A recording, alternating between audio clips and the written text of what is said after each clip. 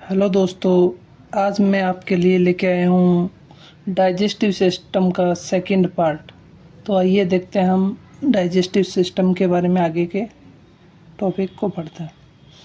तो सबसे पहले हम देखते हैं स्टोमच। स्टोमच में क्या होता है? स्टोमच होता है जे शेप का होता है। एक तो जे शेप का क्या होता है? ऑर्गन होता है जिसका ऊपरी भाग होता है वो इसोफेगस से जुड़ा होता है और नीचे वाला भाग होता है वो स्मॉल इंटेस्टाइन से जुड़ा होता है। ये देखिए डाइजेस्टिव सिस्टम में स्टोमच का डायग्राम। तो ये सबसे ऊपर वाला पार्ट होता है, इसको बोलते हैं फंडस। स्टोमच के कितने पार्ट होते हैं? 3 पार्ट होते हैं। एक तो फंडस होता है, एक बॉडी होता है, एक एंट्रम होता है। एंट्रम होता है तो ये कार्डियक होता है ना, ये कार्डियक यहाँ होता है और फंडस ऊपर की साइड होता है और बीच में होती है बॉडी। बीच में होती है बॉडी और ये होता है एंट्रम और ये नीचे वाला हिस्सा होता है पाइलोरस। पाइलोरस। तो हम देखते हैं हम पार्ट्स ऑफ स्टोमच। तो स्टोमच के कितने पार्ट्स हो गए? एक तो फंडस हो गया, फंडस हो गया, एक बॉडी हो गई, एक पाइलोरस हो गया। तो हम सबसे पहले पढ़ने वाले हैं फंडस के बारे में। तो फंडस के बारे में देखते हैं। फंडस होता है वो स्टोमच के सबसे ऊपरी हिस्सा होता है। ऊपर वाला पार्ट कौन सा होता है? फंडस। और फंडस में कुछ भाग होते हैं जो स्पेशल टाइप के होते हैं, प्रेजेंट होते हैं। अब देखते हैं हम फंडस। फंडस क्या होता है? स्टोमच का सबसे ऊपरी हिस्सा होता है और फंडस वाले भाग में कुछ स्पेशल टाइप के क्या होते हैं? सेल्स प्रेजेंट होती है।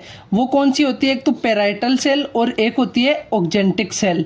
और फंडस के अंदर कुछ सेल्स भी प्रेजेंट होती है। फंडस के अंदर कुछ सेल्स प्रेजेंट होती है जिन्हें क्या कहते हैं? हम चीफ सेल्स कहते हैं। इस प्रकार की सेल्स होती है, उनमें कुछ विशिष्ट प्रकार के क्या होते हैं? एंजाइम बनाती है। वो एंजाइम कौन कौन से बनाती है? एक तो पेप्सिन बनाती है, रेनिन बनाती है और लाइपेज एंजाइम बनाती है। अब आता है हमारे पास सेकंड पार्ट होता है बॉडी। बॉडी होता है जो बीच वाला भाग होता है जिसको हम क्या कहते हैं? बॉडी। बॉडी कहते हैं। यह स्टोमच का सबसे बड़ा भाग होता है। क्या होता है? सबसे बड़ा पार्ट होता है। फिर आता है हमारे पास लास्ट वाला पाइलोरस।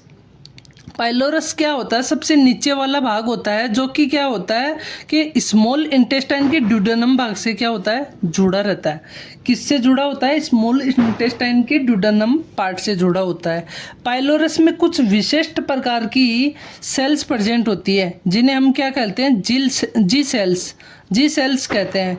यह सेल्स गैस्ट्रिन हार्मोन को बनाती है। किसको बनाती है? जी सेल्स किसको बनाती है? गैस्ट्रिन हार्मोन को बनाती है। यह हार्मोन पेंक्रियाटिक जूस का क्या करता है? निर्माण कर लेता है। यह हार्मोन किसका निर्माण करता है? पेंक्रियाटिक जूस का निर्माण करते हैं। पाइलोरस के बारे में वापस देखिए, ये इनमें एक विशिष्ट प्रकार की सेल्स होती है जिन्हें हम जी सेल्स कहते हैं और ये गैस्ट्रोन हार्मोन का निर्माण करती है और ये हार्मोन्स पेंक्रियाटिक जूस का निर्माण करते हैं। अब देखते हैं हम फूड स्टे इन स्टोमच। हम पेट में भोजन कितनी देर के लिए रुकता है? तो कार्बोहाइड्रेट होता है जो 2 से 3 घंटे के लिए हमारी पेट में रुकता है और प्रोटीन 3 घंटे के लिए रुकता है और फैट होता है 3 से 4 आवर्स के लिए रुकता है और मिक्स डाइट जिसे हम बोलते हैं घुलित भोजन, वो रुकता है 2 से 3 घंटे के लिए हमारी बॉडी के अंदर रुकता है।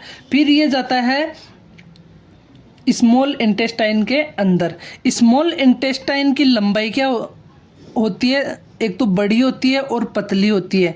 लंबाई बड़ी होती है और पतली होती है। इसका ऊपरी भाग स्टोमच से जुड़ा होता है। स्मॉल इंटेस्टाइन का ऊपरी भाग होता है वो स्टोमच से जुड़ा होता है और नीचे वाला पार्ट होता है वो लार्ज इंटेस्टाइन से जुड़ा होता है। किससे जुड़ा होता है? लार्ज इंटेस्टाइन से जुड़ा होता है। और स्मॉल इंटेस्टाइन की लेंथ होती है वो 6 से 7 मीटर होती है। कितनी होती है? 6 से 7 मीटर होती है।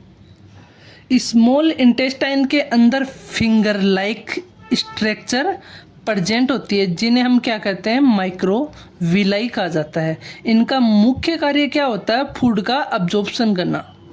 इन माइक्रोविलाई का कार्य क्या होता है? फूड का अब्जॉर्प्शन करना। अब देखते हैं parts of small intestine. Small intestine के 3 पार्ट होते हैं। सबसे ऊपरी पार्ट होता है उसको डुडेनम कहते हैं, मध्य वाले पार्ट को जुजेनम कहते हैं और सबसे नीचे वाले पार्ट को हम बोलते हैं इलियम। अब सबसे पहले देखते हैं हम डुडेनम पार्ट।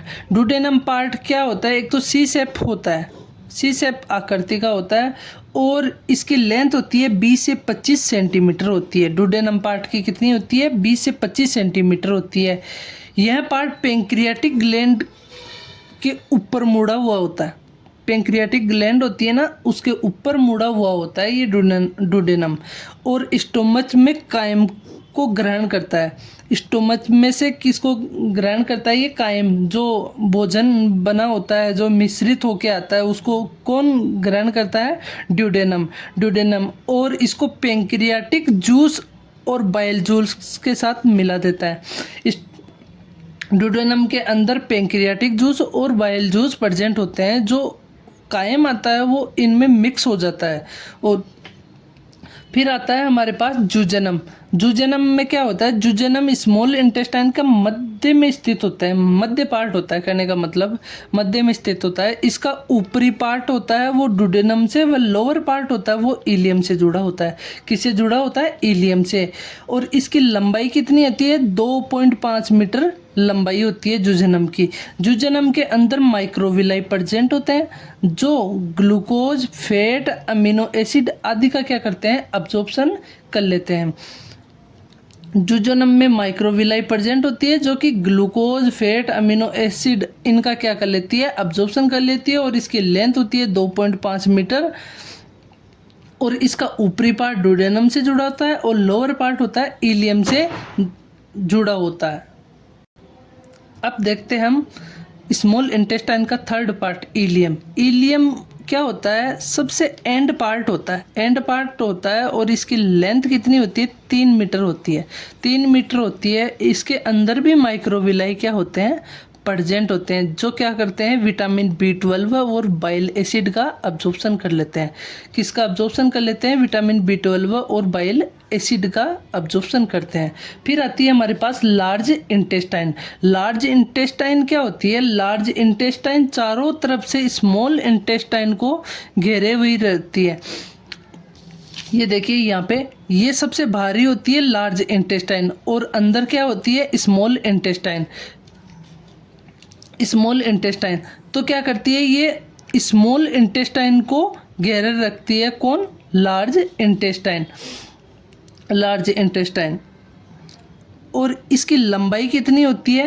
1.5 मीटर होते हैं। Parts of large intestine. Large intestine के कौन कौन से पार्ट होते हैं? देखिए, सबसे पहला होता है caecum, ascending colon, transverse colon और डिसेंडिंग कोलन और सिग्मोइड कोलन और रेक्टम।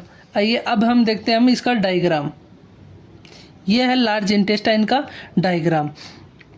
तो ये सबसे ऊपरी पार्ट होता है जिसको हम बोलते हैं ट्रांसवर्स, जो इस दिशा में चलता है ऐसे, तो इसको बोलते हैं हम ट्रांसवर्स।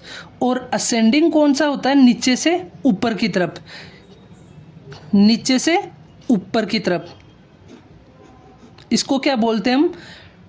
असेंडिंग। और इधर से इधर चलेगा तो ट्रांसवर्स, और ऊपर से नीचे चलेगा तो डिसेंडिंग कोलन। तो असेंडिंग कोलन, ट्रांसवर्स कोलन और डिसेंडिंग कोलन। और ये होता है यहाँ पे सिकम, और यहाँ वाला पार्ट होता है जिसको बोलते हैं हम अपेंडिक्स। और ये अंदर का पार्ट होता है जिसको हम बोलते हैं स्मॉल इंटेस्टाइन। यहाँ होता है सिग्मोइड कोलन, और लास्ट वाला पार्ट होता है जिसे हम मल को त्यागते हैं, जिसको हम बोलते हैं हम रेक्टम। तो दोस्तों, आपको वीडियो अच्छा लगा हो तो वीडियो को लाइक करें, शेयर करें और सब्सक्राइब करना ना भूलें। Thank you so much.